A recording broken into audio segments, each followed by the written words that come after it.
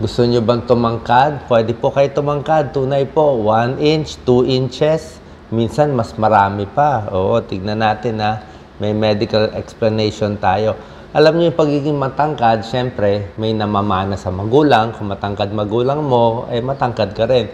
Pag maliit magulang mo, maliit ka rin. Pero may other factors. Nutrition, exercise, stretching, tulog. So, yun ang gagawin natin. Pag wala ka pang 18 years old, eh talagang pwede ka tumangkad. Oo, marami tayong tips. Pero kung kahit lampas kang 18 years old, pwede pa rin. Kahit 20, 30 years old, di ba? Sarado na growth plate mo. Pero pwede pa rin tumangkad kahit mga 1 to 2 inches. Tulad nito, yan, mga healthy pagkain kailangan natin para tumangkad. Bata man o matanda. Pero sa bata, mas effective yan. No? Itlog, 1 egg a day. Milk products, gatas, di ba?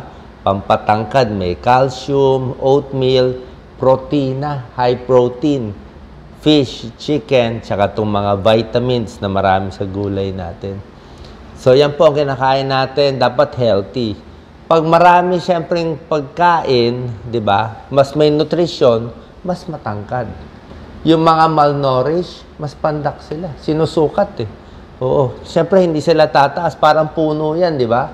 Kompleto sa pagkain, tubig, araw ang puno, matangkad. Eh kung walang nutrition, hindi talaga tatangkad. Tulad nito, sinabi ko, calcium, milk, cheese, yan, yogurt, ice cream, pwede yan, lalo na sa bata. 1 egg in a day, pwede.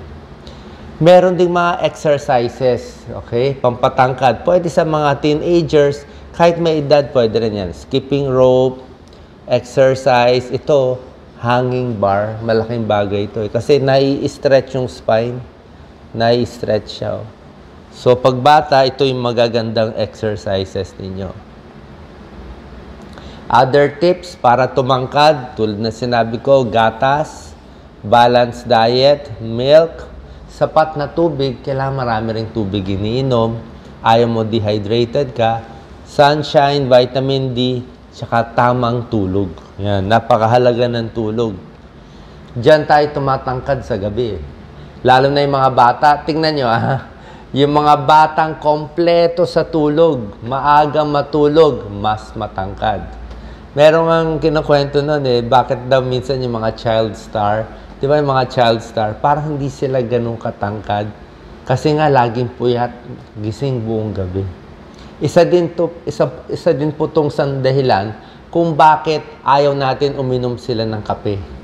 Pag ang bata, pinapainom mo ng kape, hindi makakatulog sa gabi. Pag hindi nakatulog sa gabi ang bata, mas hindi sila tumatangkad. Yun po reason. Diba? Kung matanda, siguro konting iwas lang sa kape, konting bawas. Posture, napakahalaga. This is very important. Ayan, no? Posture lang natin. Yan ang difference na matangkad tsaka hindi matangkad. Ayan, no? Pag kuba ka, bawas ka na 1 to 2 inches. Oh. Ayan, diretso lang. Mula leeg, likod, tuhod, hita, paa, tuloy-tuloy yan. Oh. Pag nakaslouch, oh, pandak. Oh. Pag nakaupo, maganda. Oh. Taas ng pwesto nyo. Oh. Diba? Tunay po yan. Kasi pag nasanay tayong tabingi, papandak ka talaga. Bakit? Anong mangyayari? Kukulubot ang spine mo. Yan, no? Dapat ganito ang spine natin. Ang tangkad natin nasa spine, sa likod. Ayan, no? Diretso. Pag na-lordosis ka, parang ano siya, ayan, no? Nakataas, nakalabasan tiyan, mas pandak konti. Pag kyphosis, kuba, mas papandak. Ayan, no? Pag scoliosis, papandak din. May taong may scoliosis, nag-S yung likod nila. Ayan, no? Kaya lumiliit sila. Isa po, napakalaking tulong nito, massage therapy. Actually, wala to gano sa libro. Wala to sa research. Pero napapansin ko, yung laging nagpapamassage, lalo na yung marunong na nagmamasahe, ayan, no? Kita mo, pag nagmamassage, nakakapa niya yung mga muscles, mga ligament yan, sa tabi ng spine. Yan ang nagpapatangkad sa atin, itong kulay puti sa gitna, itong mga cartilage. Ayan, no? Pag tayo tumatanda, matagal nakatayo, o dehydrated, kulang sa nutrition, nagiging manipisto. Papandak ka dito. Pero pag laging minamasadyo, yan sa likod, niluluwag. Pag niluluwag ang likod natin, hindi siya tight, mas decompress, mas tatangkad ka. Tunay po to. Magugulat kayo. Yung mga massage, yung niluluwag lang, ginagalaw-galaw lang yung spine. Kailangan yung marunong ng mamasahe. Napakahalaga po nito. Likod, binti, hita, pati konti dito sa leeg. Tingnan nyo yung nagkakaedad. Ang mga nagkakaedad, senior citizen, 70 years old, 80 years old, alam nyo, pumapandak po sila ng 10%. Up to 5 inches, 6 inches ang pinapandak. Kaya kung dati ay 5 feet sila, ang 5 feet ng babae, pwede maging 4'6" na lang o 4'7" na lang. Oo, ganun na lang katangkad. Tingnan nyo, edad 50, 60, 70, 80 years old, ang laki ng pinandak niya, Nasisira yung buto, nagiging marupok yung buto, kumukuba, ang laki ng pinandak. So, ma-maintain lang yung height, malaking bagay na. Ito po, maraming stretches and exercise na pampatangkad. Ito ang pinaka-effective. Yan, hihiga ka, taas ang kamay, pinakamataas na kaya mo. Yan, pilitin mo, abutin hanggang dulo. Ito rin, yung paa, stretch, stretch. Dapat nga, binabatak pa yan. Mas ini-stretch mo, mas lumuluwag ang spine. Yan, 10 seconds, gawin mo 3-4 times a day, gawin mo every day. Ito rin, tawag po dito Superman stretch. Superman stretch yan Para yan, tinataas ito. 10 seconds, gawin mo mga 7 beses. Pampaluwag din yan ng spine. Diba? Pinakita ko po yung picture. Cat and camel. Napakaganda nitong cat and camel. Kahit senior citizen ka. Ayan, Cat, nakababa yung likod. Camel, itataas mo yung likod mo. Ha-hunchback mo yan. So, parang letter C, letter U, letter C, letter U. Baba, akyat, baba. Ginagalaw mo yung spine mo. Tapos, may side view stretch, Twisting, para lumuwag din ng spine sa likod, 10 seconds, hawakan mo. 10 seconds sa kabila. 10 seconds, Mas maganda kasi nakahiga, at least hindi matatagtag yung spine natin. Pag umaga, paggising natin, mas matangkad tayo. Pag gabi na, buong araw na nakatayo, napipisa na itong cartilage natin, itong mga disc natin sa likod, napipisa, mas pumapandak tayo sa hapon. Siguro mga ½ inch. Meron din chin tuck.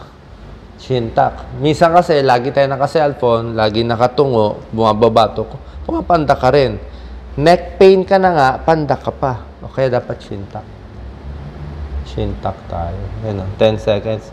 Marami pang stretches. Doc Lisa, focus mo to isa-isa. Ang ganda, Pakita mo to, yan ang mga stretch, Neck stretch, napakahalaga. Yan, Pakita ko itong mga neck stretch. Ito sa lats, latissimus dorsi stretch, Gagawin nyo lahat yan. Ito, pataas ang kamay stretch, Tapos ito sa paa, tingnan nyo yung mga stretch. Calf stretch. Sa binti. Quadricep stretch. Ginagawa ko lagi yan, I'm sure sa mga nag-exercise. So, ito po sa neck, Pag ganito gagawin natin. Yan, Mga 10 seconds yan, Diba? Binibilisan ko lang mga ganito stretch. Pag masikip ang muscles dito, mas papandak. Common sense. Dito rin. Pag masikip ang muscle natin, pandak. Ito, kanan, kaliwa.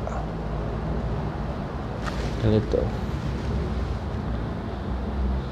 Okay, Tingnan niyo yung mga stretch. Napakaganda. Lahat lumuluwag. Doc Lisa, tayo ako. Kita ba ako? Ano? Taas kamay, hinga malalim. Tiptoe. Taas kamay, hinga malalim. Tiptoe. Abutin mo hanggang langit, Yan. Nakatayo ako, pero yung pinakita kong picture kanina, nakahiga. Yun ang gagawin natin. Kung bata-bata kayo, malakas kayo, pwede to. Hanging exercise. Hindi ko na kaya itong hanging exercise. Kung kaya mo magbitin ka sa bar, nakakatangkad po yan. Paano na-stretch eh? Na-stretch yung katawan mo eh. Ayun, oh. Yung mga kaya lang, magbitin, pampastretch yan. Tapos, exercise, may tulong exercise ha. Huwag ka lang ma-injure.